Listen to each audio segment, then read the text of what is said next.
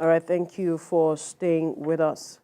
One of the most prevalent natural disasters in Nigeria is flooding.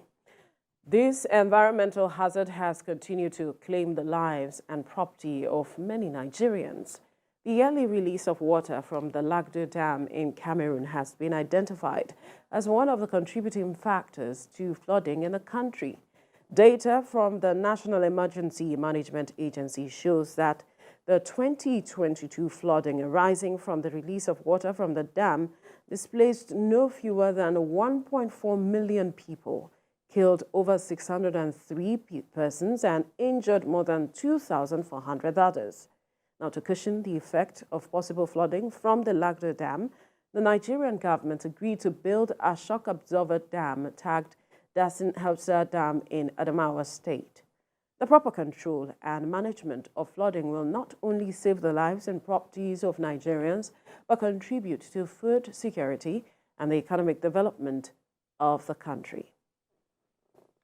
In recent days, the internet has been flooded with videos of flash floods, wreaking havoc in the coastal city following relentless rainfall over the past week. Being pushed out of the road. Many were temporarily displaced, property lost.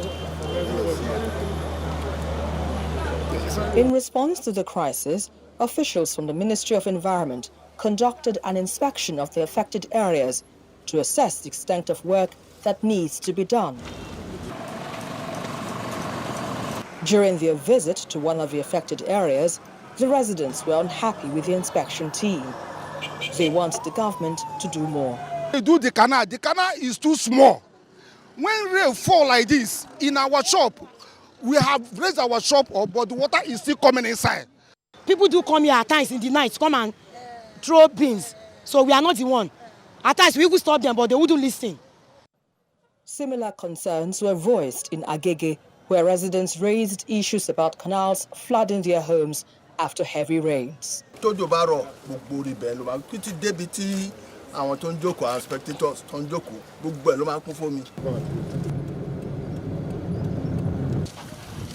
the team moved to Lagos Island. Here, residents say the water never runs dry. It was quite a sight. One of the drainage channels was filled with non-recyclable plastic, and other sections had poor drainage. After all these inspections, the government urged residents to cooperate with the state in fulfilling its duties, while assuring its commitment to meet the people's needs. We won't just rest. We have to put their leg to fire to ensure they do the right thing at the right time and not delay the people. All of us were ready to work together, the civil servants, the entire public service. Long-term solution phase 2 is more of physical development, raising the infrastructure in Lagos Island, and that will take some time. With projections that coastal cities like Lagos could disappear in the next century due to rising sea levels, it goes without saying that every meaningful action needs to be taken to keep the city afloat for generations to come. Esther Mapariola, TVC News, Lagos. All right, joining us via Zoom is Director of Programs, Corporate Accountability and Public Participation Africa, Philip Jakpo. Philip, good morning. Thank you for joining us. Good morning. Thank you very much. I think I'm happy to be here again. You think? Because we have this conversation every year and every time. And but this time around, I want to come from a different perspective. We often discuss, government inaction. But from the video that we just played, the people also have a major role to play. We saw the fact that drainages have been blocked. Measures put in place by government to addressing these issues have not been properly taken care of by the people. We saw refuse dump even in canals. Now, speak to us on the aspect of perhaps the people, the role the people play in addressing this issue of flooding before we come to the government. Well, I think when I said I'm happy to be here, I'm happy to see your faces again, but not really happy that we are discussing the issue of flooding, which is something that is actually manageable. Now, the unusual rains, which is unusually heavy, is because of climate change.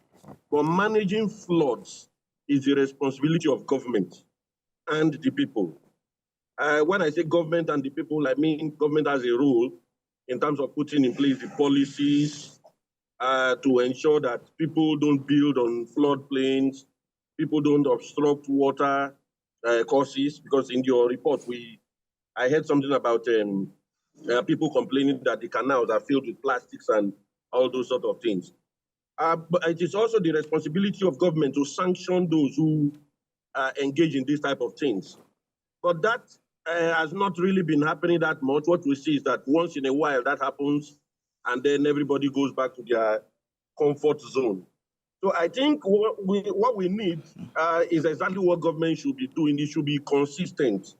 You know, we should see structures on the floodplains removed well ahead of when these floods will happen, because these floods normally happen in the period between March and August, September, October. I think if that is done and there's adequate sensitization at the grassroots level, where a lot of people feel the brunt more, I think we will not be witnessing this type of things that we see every year. It's now a regular thing. We don't, and so when government talks that they are going to do this or do that, people don't even believe because it has been a recurring decimal. The rains are becoming increasing by the day. So it's evident that the climate change impacts are here with us.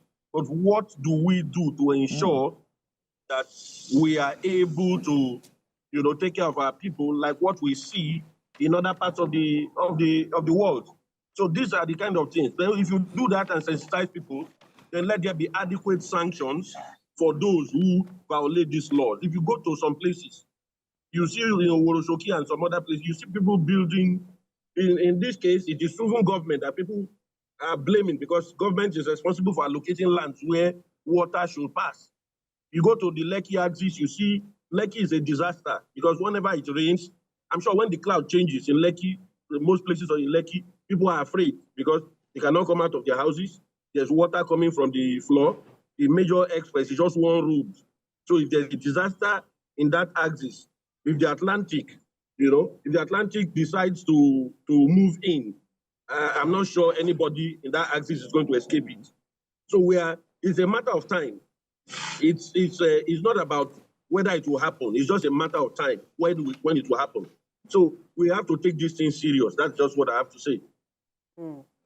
Okay, so my concern is on Nigeria achieving the SDG goals. Now, because I've realized that 9 out of the 17 SDG goals are affected by flooding. They have to be done.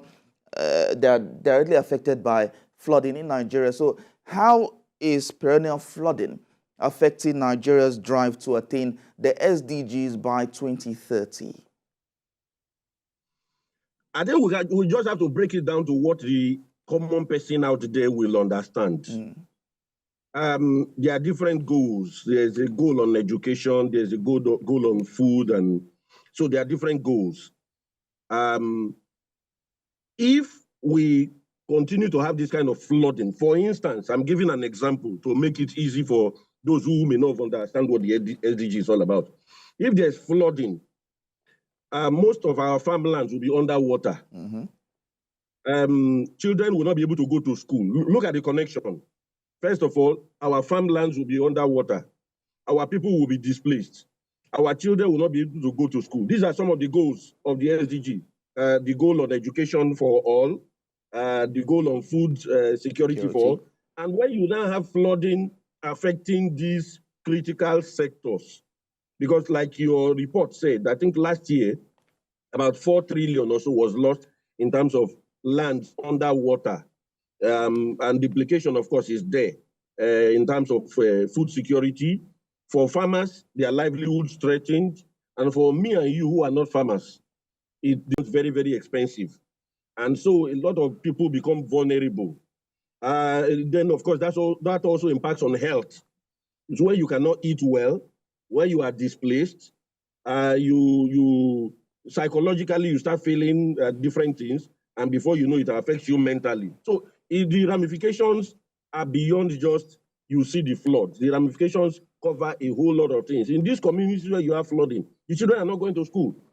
In a Legushi area of Lagos State, the Atlantic has nearly sacked the whole community. So if a child is in school in that community, the child cannot go out and come in. So it is as bad as that. So it has multiplier effect. That's why we feel that government has not been serious in terms of addressing this crisis. We've had the issue of the Lagdo Dam. Lagdo Dam, we have been talking about it for how many years? We have been talking about Lagdo Dam for many years. Lagdo Dam is in Cameroon. They will normally release waters because they feel for their people. They don't want their people to suffer the kinds of things that we are suffering here. So they have to release water so that the dam is not breached because of the heavy rains. And then you have a situation whereby Nigeria, which is supposed to build a buffer downstream, has refused to do it. We are now even, the Ministry of Water Resources is not even telling us what is the status of that dam. Because we have been complaining that that dam, Nigeria was supposed to build a buffer dam since 1979. Is any government official telling us the status of the dam today? We are not hearing it. Recently, we heard the Minister of the Minister of Environment also say that they will make sure Nigerians do not suffer because of this flood. Here it is. It's happening now. Nigerians are suffering. Nobody is holding anybody to account. But So the government is saying that they are going to build a shock absorber dam in Adamawa State. They are going to build a shock absorber dam since 1979. This is embarrassing. By now, the dam should have been completed many, many years ago. If it has not been, we should be hearing about the status. But is it too late now that they want to do this now? It's coming a little too late. They should be apologizing to Nigerians for fooling us all these many years, because for not building that dam many years, many lives have been lost. You mentioned it in your report. Yeah. Several people have died. In 2012, people died. I remember I was in Lokoja when the major flooding in 2012 happened. Yeah. Hundreds of people died. How are you going to account for those people? You just tell us you want to you now want to build the dam. So people should be held to account. If the dam was supposed to be built by 1979, who promised us that the dam was going to be built and did nothing about it? If monies were allocated, which people collected money, which companies collected money and refused to do anything? We should be holding people to account. It's because people are not held to account. That's why this anyhowness that we normally talk about. That's why we have organizations like yours who are meant to also champion this cause of holding persons to account. Yes. And that is what we have been doing. We have been advocating. We have been talking.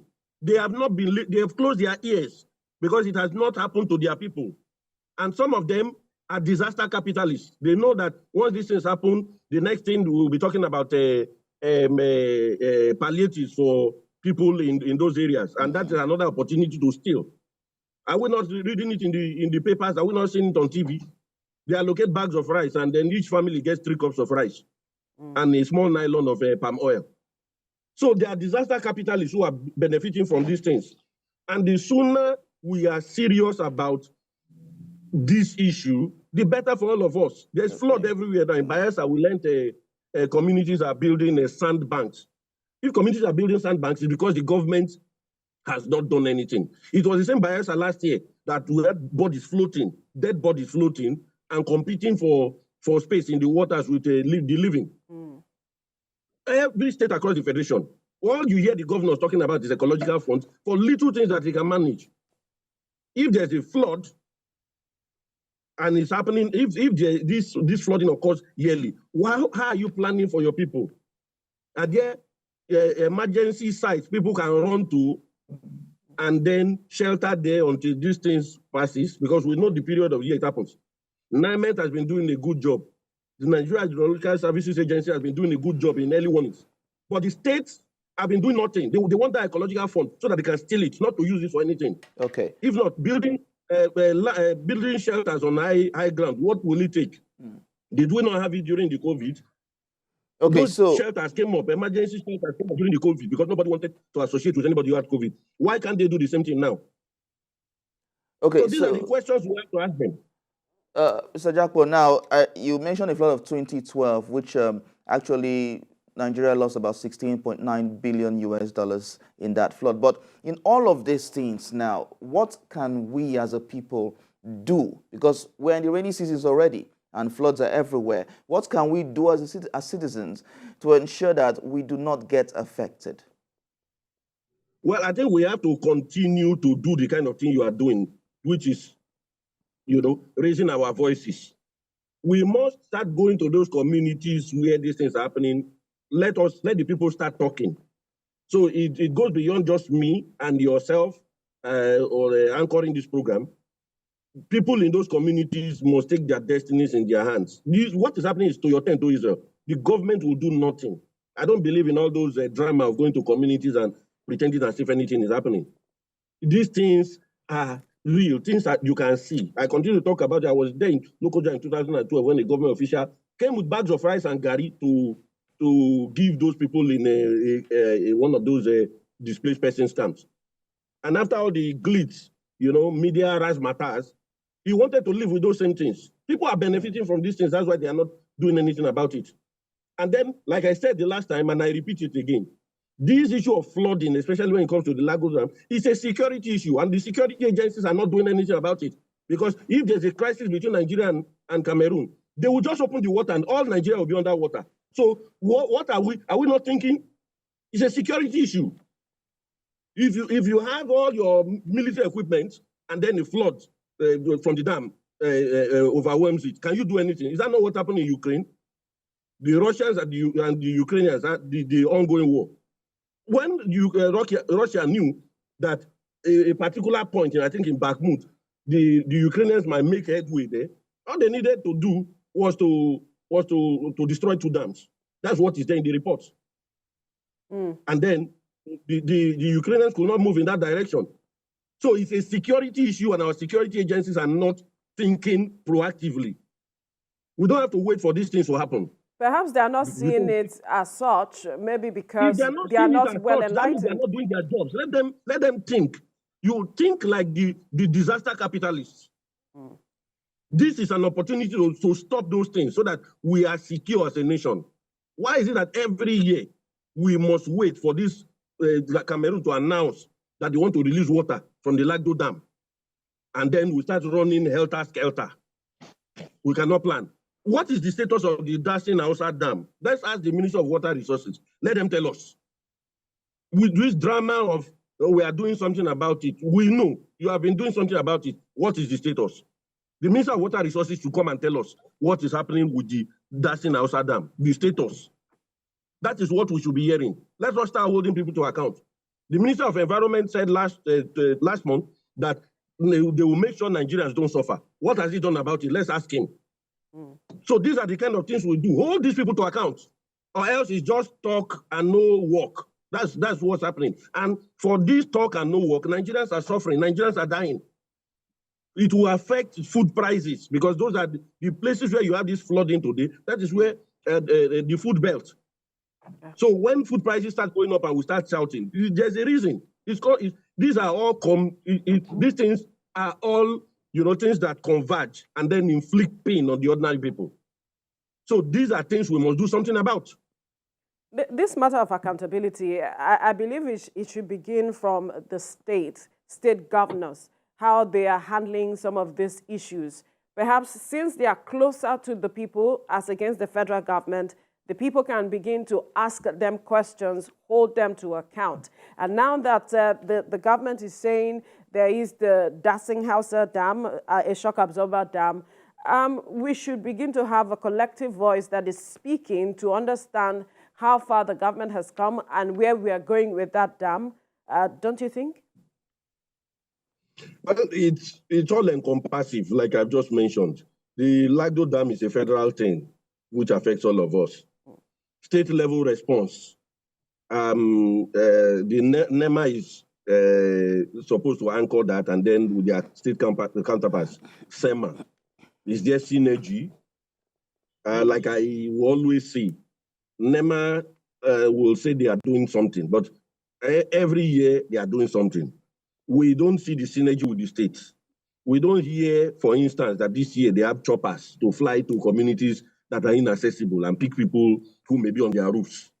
We don't hear the state level, their state level counterparts in the SEMA saying similar things. The most prominent thing we hear is the state governors talking about emergency ecological funds. So everybody is just talking about money that they can lay their hands on and do nothing, because this issue has been there since it came to light in 2012, when about 21 states were underwater. We all saw it.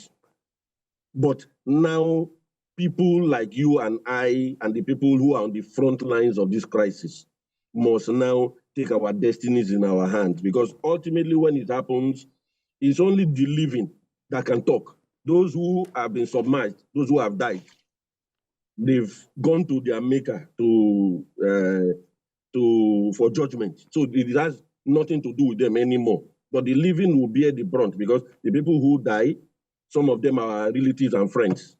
So it has effect even on our own society and on the economy, the dislocation. You talked of the SDGs. So we have been able to connect, this flood to inability to meet our target of ensuring that our people have access to good food.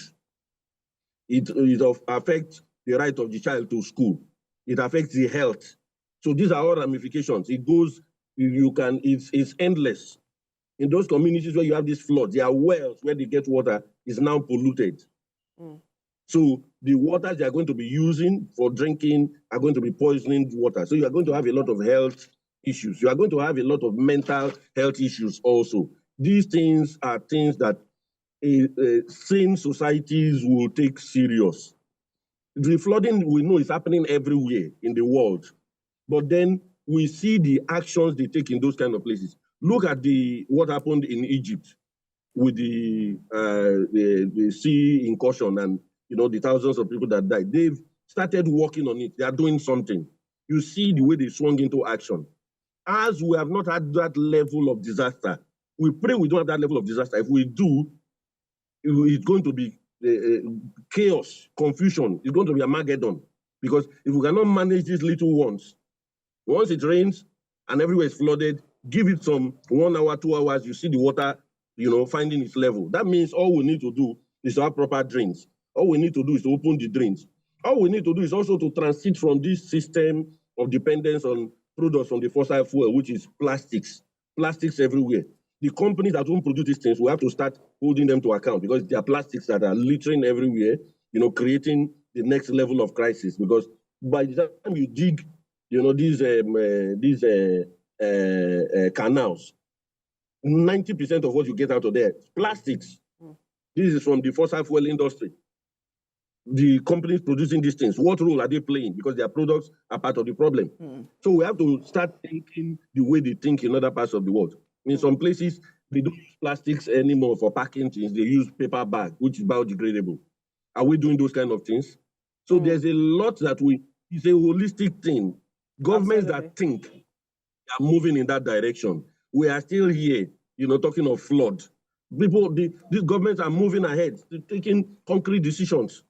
So it's very unfortunate that we have to be saying this thing over and over again, and becoming like John the Baptist in the wilderness speaking and nobody's listening. Something has to be. That's just what I'm saying here. Okay, so if you are to suggest sanctions now to give, because a lot of these companies are in states, what would you think would be appropriate sanctions? Because I've heard in the past where they advocate and encourage these companies and people to take advantage of multi-use plastics or single-use plastics, or I don't know how they call it. But what would be your own? What will you encourage them to do? What will you say what kind of sanctions should the government put in place to ensure that these companies adhere to the directives? Well, in other parts of the world, the government actually gives them incentives to move away from, these products that harm our environment. So it's either you are giving them incentives or you are fining them. It could also be, you could also start, I think an organization is doing that in Benin now, where they were going around to look at the kind of plastics that litter the environment, that block the canal, and then they want to name and shame the companies behind most of those products. Those are the kind of things. So that let these companies tell us the policies they are putting in place to actually key into the vision of renewable energy, moving to products that are, environment friendly. These are things that it's at this governmental level. The government knows what to do in this regard. It goes beyond us recommending. But these are naming and shaming them is one of them. Putting incentives in place for them to transit is another. How far will naming and shaming them go? Oh, most companies don't want their names to be in red. So when this year you mention one company and say they are the highest polluter in terms of plastics in the environment, the other year you also name them. They will try to do something different. They want to leave that. They are very conscious of their public image. So there are many things that, like I said, you can sanction them. You can give them incentives to transit, and if they don't, you sanction them. And then for those who do well in that regard, you also celebrate them. So there are many things that can be done. Like I said, no company wants to be, in they are named in the public as the highest polluters. No company wants this. They want to make sure their records are spick and span. All right, quickly before we let you go, Philip, is the matter of sensitization. As it is, it seems a lot of Nigerians do not still understand what climate change is about. Is this something we now need to begin to bring to our classrooms? I think this is a very, very important suggestion. You have even suggested it. I think that is very, very important. We have to look at our curriculum. Our curriculum has to inculcate, climate change, environmental sustainability from the primary level. From the primary level. Our curriculum does not have it. So the Ministry of Education has something to do in that regard. The Ministry of Education should start inculcating climate change into the curriculum so kids can know that, look, this is what is happening and this is the way the little things they do or do not do contribute to the crisis we are having now. So I completely agree with you. That's something some of us have also been advocating for long. Our curriculum is still, we have to move with the tide. Things have changed. All right. And that's a fine place to leave the conversation. Philip Jakpo, Director of Programs, Corporate Accountability and Public Participation, Africa. Thank you for your time. Thank you for having me.